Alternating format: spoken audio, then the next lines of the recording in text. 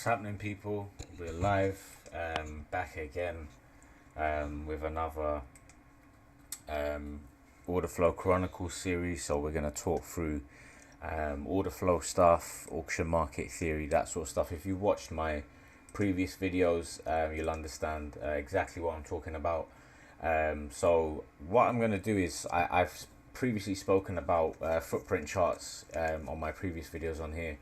And I've also spoken about volume profile and market profile, and I've spoken about how to use volume profile and market profile to build contextual levels, how to find areas to trade off.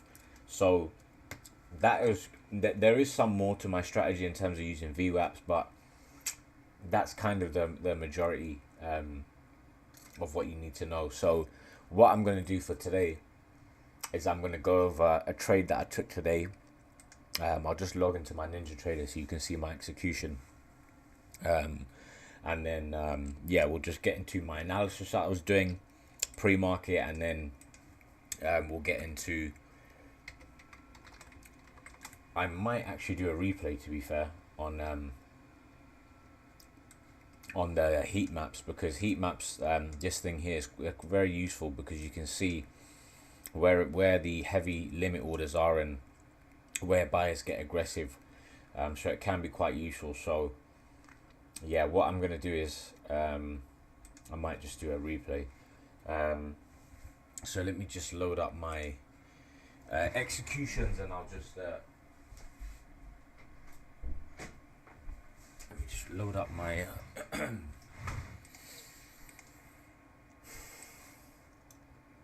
and you can use this to you can use order flow to trade CFDs. You don't have to trade futures, right? Because if you're trading NQ futures, you just trade NAS CFDs. It's the same thing, right? So I used to do this before. I still do it now. I still trade NAS CFDs whilst also trading NQ futures. So let me just get my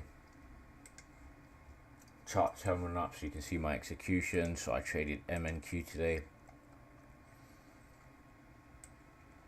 Right, so you can see here I got long at the open, closed in profit, and then shorted. So let's just quickly get into the analysis. So if we look on the volume profile, right, I had a very key area marked out. Now if you zoom out and look at the bigger picture, I'm not going to go over this again because we spoke about this volume profile and low volume nodes, distribution edges in that video. So if you want to know why I'm marking this area out, go and watch that previous video. So I had this area marked out for two reasons. Now if we zoom out and look at the larger picture here, we can see that prior to this sell-off on Thursday and Friday, we actually created a nice little balance range in here.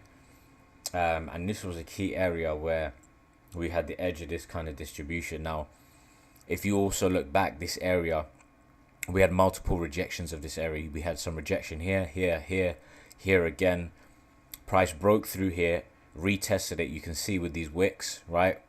Wick down, and then it's just come all the way down. So when prices come up to this area, I kind of marked this out as a potential area to get short from, right? However, the market opened, and then this was another area I had marked out as a potential rejection. The reason why is because if you look at the TPO, right, for Globex, you can see, let me just move this down for now, right?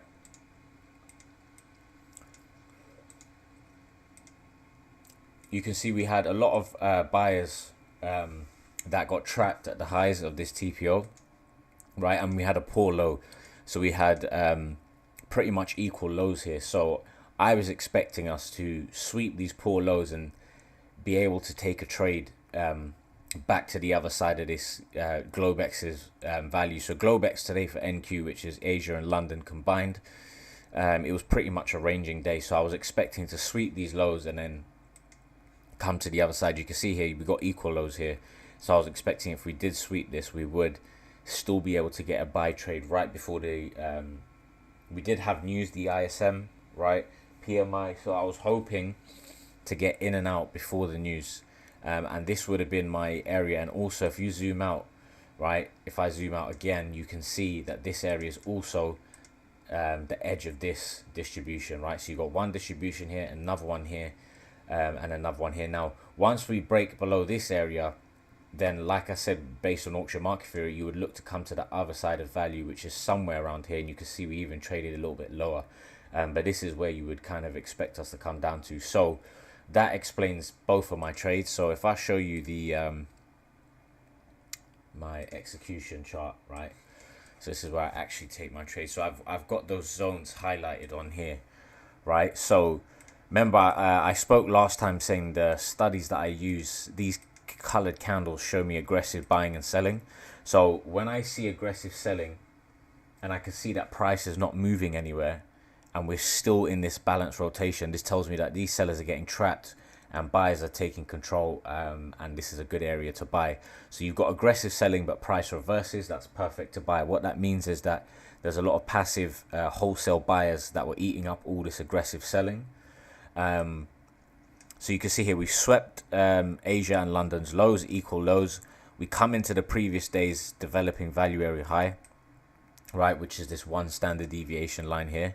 If what I'm saying is confusing, I do have a lot of content that I post on my YouTube. I have my own Discord channel. So if you look in the link to this video, you'll see my Instagram, my Twitter, and my YouTube. So you can follow me. And I've got tons of content explaining this stuff, right? I can't explain it all in one video. But when I talk about your previous days DVAHs, right, this is what that level is, where this, you see where that blue shade area is, where it cuts off, that's your area. So anyway, we had aggressive selling up here. As price kind of broke back inside value, this is where I took my long position, exited over here. You can see that from here, my execution. If I just, right, so I entered here, right, that was my entry. I closed as we came back into this the VWAP extremes, and I knew this is an area to close, because when VWAP is flat and the deviation bands are flat, it basically means that price is in a rotation, right? And if price is in a rotation, it's likely to reverse from the extremes, right? So that was my first trade. Then the second trade I took was that nice little break and retest. So what I was then looking for is, we then got a nice break, right? And then we got a break and retest perfectly at this level. So I kind of just entered somewhere here, had my stops up here, and kind of rode this down. I got taken out because I had a trailing stop, but it's not too bad. I finished the day on, what did I finish on today? 1900 for the day, so not too bad. So that's just kind of the principles of auction market theory. Now, if I look on the footprint chart, I'll just show you the confirmation that I had on the footprint to take this position, right?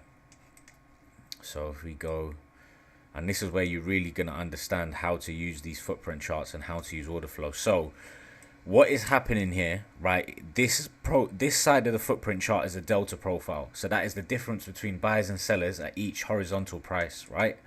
So here, this is the total delta for the current bar. So the darker shade red means the more aggressive. So what you're seeing in this candle, 336 negative delta, right? Which means that this is very strong selling. You've got 39 negative delta there, 53 here, 43, 52. This is very strong selling, right? You also have 247 negative delta, and if you notice, the selling kind of comes at these lows, right? But what is happening is you've got aggressive selling at the lows, but they're not able to push price further down. Why is that? Because these aggressive sellers are selling into large institutional buyers, right? That will not let the selling push price down. So then what I wait for my confirmation is, I want to see some sort of an imbalance shift to the upside. If I don't see an imbalance shift, it's not really going to verify an entry. So here's where you get the imbalance shift, right? This is a volume profile. Now, what I look for on the volume profile is these thin areas here, right? You see them here. You don't really see any. You get one here, sorry, but apart from that, when we're coming into here, there's no imbalances here, right? You start to get really big imbalances here. You can see it, right? Some people call this a fair value gap, but if you actually look at the volume profile behind it, you'll actually see where these areas are. So look what happened here. We created this imbalance to the upside. Price came back into the imbalance. We had aggressive selling, but we couldn't break the low. Price then came up. We then created another imbalance to the upside, right? And when we came back into the imbalance area, you can see again, we've got aggressive selling into this imbalance and price goes the other way. That means passive buyers are eating up all this aggressive selling. We had huge selling here, 107, right? 51, 80, but they can't push the price down. So that was my entry. And if you want to see the imbalance, you can see it on the volume profile, right? Look at it on this side here. Look at this volume profile. You've got this area of imbalance here, right? Where there was a lot of volume here. Boom, price pushed right the way through. And this imbalance area held as support, right? If I just kind of draw this imbalance area out, just that specific area, right? You can see that this imbalance area, it held as support when price came back into it, and we had some aggressive selling stuck. So that was my key to take my longs. Now on the short side, let me just draw the zone out again. Right, so when I took my shorts, this was like shortly after the news, right? So you can see what's happening here, right? Now this is what I love to see. I love to see aggressive buying stuck. So when we break inside this area, we've got aggressive selling at the lows. However, sellers are continuing to take the market down. And on the flip side, whilst we're coming into this area, if you look at the delta profile here, you can see large buying stuck at these highs. You've got 85 here, 86, 63, right? So this is telling me buyers are now getting absorbed by passive selling, right? Now look what happened on the downward leg here, right? Remember I was talking about imbalances. You had stacked imbalances here, price held. You also had stacked imbalances here. You can see that with these purple lines. And look, buyers couldn't push above that. So when you actually look behind your candlesticks to see what's happening, you can really understand in more detail what is going on with order flow. So we had this sell side imbalance in this area. So this is now where we're starting to break and retest this area, right? Now, we had these buying stuck here, stuck inside these sell side imbalances. Now, again, we had a sell side imbalance. Look at all this thin volume on this profile. Price comes up into that thin volume and it can't trade higher. So once we get this break, that's my key to entry. And then I took the short entry here, right? And then I just got... once I was short here, I kind of trailed my stop and I got taken out somewhere around here. I should have trailed a little bit loose behind these moving averages, but it is what it is. But yeah, that's it for today, guys. So I had to be quick today. Don't really have too much time. But like I said, drop me a follow on Instagram, Twitter, whatever platform you use. The link is in the description. I post videos every day. I'm very active in my Discord, very active on Twitter, very active on Instagram. So drop me a follow. Stay tuned on my YouTube. And I'll be dropping some more videos. I will be back same time next week on CTI's YouTube channel doing some more order flow series where this time I'm just going to be kind of showcasing my previous trades rather than doing educational content. I mean, you can still kind of get education from my videos, but yeah, hopefully that all makes sense, and I'll see you guys same time next week, Tuesday, 5:30 p.m. UK time. Take care, guys, and have a great day.